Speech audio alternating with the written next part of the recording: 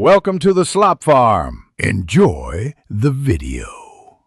You begin by ensuring the image is reachable, a direct HTTPS URL or a Drive file shared as anyone with link.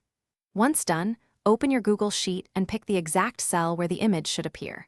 Make a choice now. Use the image formula when you have a URL, or use Insert Image in Cell for a manual upload. You're doing this to control sizing and layout. Making the right initial choice prevents resizing headaches later. You now construct the link inside the sheet.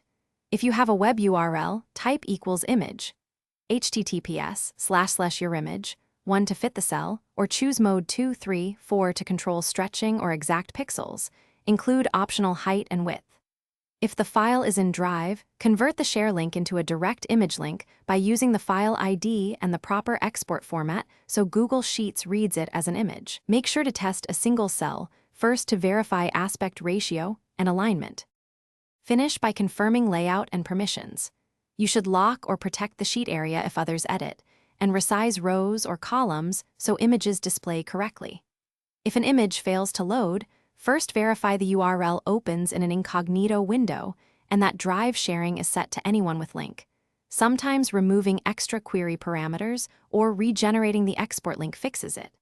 As a quick fix, switch to image mode 4 for exact dimensions, then tweak row height and column width to eliminate distortion.